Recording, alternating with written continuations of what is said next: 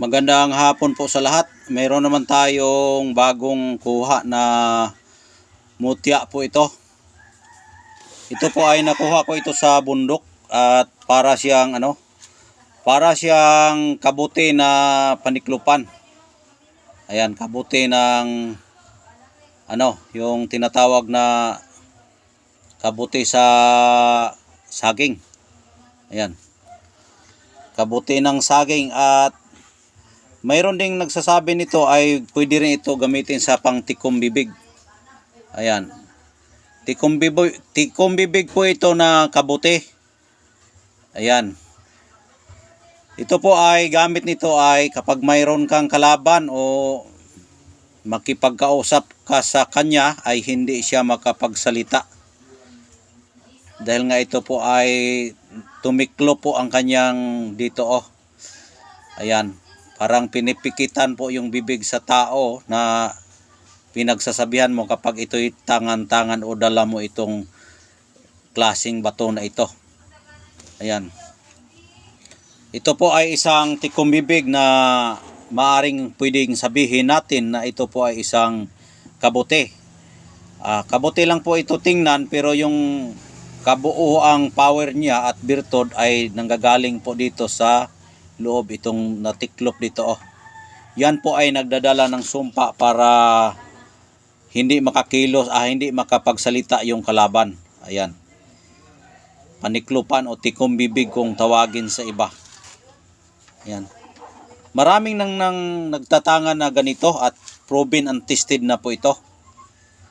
Mayroon akong dati na na-vlog dito, may nakakakuha na rin at nagsasabi sa akin na yan po ay tested po talaga sa kaso o halimbawa may kalaban ka o mayroon kang sinisingil, mayroon kang pinagsasaway, mayroon kang pinagsasabihan, hindi siya makapagsalita kapag ito ay dala mo. Ayan po ang gamit niyan. Kaya tinatawag po ito sa iba tikom bibig. Pero kung titingnan mong mabuti, para din po siyang mushroom. O yan, parang mushroom siya, pero wala naman siyang paa. Kasi ang mushroom kasi dito may paa, pero ito walang paa siya. Tapos, ang nagsasabi rin ito, ay mayroon ding sabi na yan po ay tikom bibig. Yan po ang aking maisasabi sa araw po ngayon. Kaya, sa interesado po sa ganitong klaseng mga birtod o mutya, ito po ay pinapalimusan ko. Available po ito sa lahat ng nangangailangan ng ganitong klaseng tikom bibig na mushroom. Yan. Ligbos. Ligbos sa saging o ligbos sa yuta. Pero ito, ang tingin ko nito ay hindi ito ligbos sa saging. Para siyang ligbos sa lupa. Yung uhong. Ayan. Uhong siya. Uhong o libgos, ang pinagkaiba sa ligbos, maliit po yan, hindi masyadong malaki. Yung uhong, yung kabuti na dambuhalang kabuti, ito na po yun, yung sa lupa siya tumutubo. Ito rin, sa lupa siya, pero ligbos yan sa Bisaya. Pero yung malaking ligbos, ang tawag yan, uhong sa amin. Uhong. Ayan. Kasi ang kulay kasi ng kabuti na saging ay kulay itim-itim na may pagka brown black. Yan po ang kulay ng kabuti ng saging. Ito ay kabuti ng lupa o tinatawag na dambuhalang kabuti. Ito ay maliit na kabuti. Ligbos sa Bisaya kung tawagon ni siya. Pero ang nagdadala sa kanyang birtod itong sa loob. Dahil nga pikit na pikit po yan. Imbis na siya ay nagbuskad o nagiging payong na siya, lumaki kasi kang ligbos kasi parang payong yan. Lumaki ito ay nagtiklop siya kaya tinatawag tikom bibig o paniklupan. At yung dito naman siya, yan, yung paikot dyan, yan ay tinatawag na ngabil sa tao. O yung kanyang, ngabil nga sa amin, sa Bisaya, ngabil. Yung dyan, yan po ang bibig niya na hindi na makabuka kaya paniklupan siya kung tawagin sa espiritual. Ayan. Ang paniklupan ay maraming klase. may paniklupan na kahoy, may paniklupan na buto ng kahoy. Mayroon ding paniklupan na ito. Tatlong klase. Tatlong klase po yung paniklupan. May paniklupan na ang tawag ay bunga sa anipay. Pakita ko sa inyo kung ano ang pangalawang paniklupan. Saglit lang. Ito po yung pangalawang paniklupan. Ayan o. Ito ay isang bunga ng anipay. Bunga po ito ng anipay na pwedeng gamitin sa pang tikom bibig. O yan, para din siyang tikom bibig. Ayan.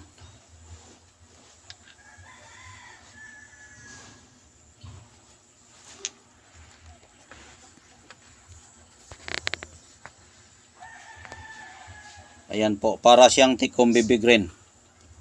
Ito ang pangalawang paniklupan. Yung pang tikom bibig o paniklupan, ito, isang klase na ito. Ito dalawang klase. Mayroon pang isang kahoy na yung bunga pa rin ng kahoy yon ay yung forma niya may hiwa dito tapos may cross sa gitna. Pangalawa yon. Tapos mayroon ding isa pa rin na paniklupa na parang ganyan kahaba na parang simod sa pato. Ayan po yung pwede nating magamit sa pangpaniklupan. Lahat po yan ay pari-pareho ang birtod.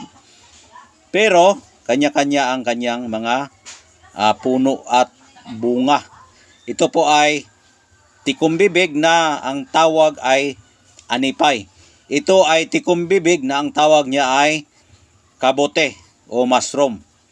Ayan. At yung isa naman ay tikom bibig na ang tawag niya ay yung parang dahon niya ay pino.